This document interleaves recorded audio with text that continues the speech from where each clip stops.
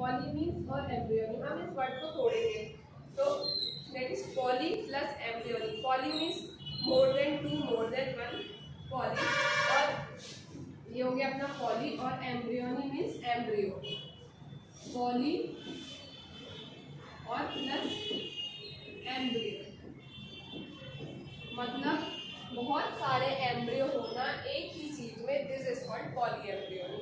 अब अगर आपको एग्जाम में पूरा थ्योरी याद नहीं आती है, किसी भी आंसर में आप ये अप्लाई कर सकते हैं कि अगर आपको थ्योरी नहीं आ रही है तो जो भी क्वेश्चन में वर्ड्स दिए हुए, जैसे आपको in the sense poly embryony नहीं याद आ रहा है कि पॉली एम्ब्रियोनी क्या है, आप एग्जाम देने बैठे तो आपको क्या करना है, इस वर्ड को समझना है और इसके बारे में फिर लिखना है।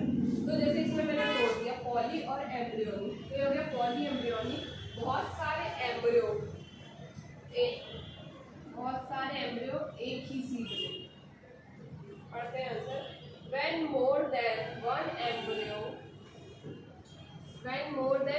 embryo develops in one seed, then this condition is called polyembryo। ऐसे आप बना के डेफिनेशन खुद से लिख सकते हैं और आप आंसर छोड़ना नहीं है, आपको करके आना है जैसे समझ में आ रहा है। तो ये हमारा फर्स्ट पॉइंट हो गया कि व्हेन मोर देन, जब एक से ज़्यादा एम्ब्रियो एक ही सीड में डेवलप हो जाते हैं, उस कंडीशन को हम क्या बोलते हैं, हमारा पॉली एम्ब्रियोनी। ठीक है, और नेक्स्ट पॉइंट है it occurs when fertilisation occur in all embryo set. और ये जब भी होगा जब हर सेक में फर्टिलाइजेशन, हर एम्ब्रियो सेक में फर्टिलाइजेशन हो जाएगा, क्योंकि एम्ब्रियो कब बनता है, फर्टिलाइजेशन के बाद। ये हमारा सेकंड पॉइंट हो गया। अब थर्ड पॉइंट की तरफ चलते हैं। It is generally found in citrus family. ये जनरली सिट्रस फैमिली में फाउंड करते हैं, जैसे नींबू वाली फैमिली हो गई, ऐसे उसमें मोर देन वन एम्ब्रियो एक ही सीड में डेवलप होते हैं, ये भी उसका एग्जाम्पल है।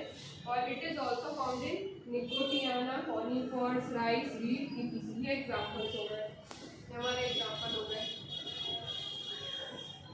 तो इस आंसर में आपने ये नोटिस किया कि हम कोई भी आंसर को अगर लिख रहे हैं तो अगर हम सिर्फ पॉइंट बना के लिखें, जैसे मैंने इसमें 4 पॉइंट बनाए, आप इनमें से कोई भी 3, 2, 1 जितने पॉइंट आपको याद हो आप उसको याद रख सकते हैं और मन से भी लिख सकते हैं।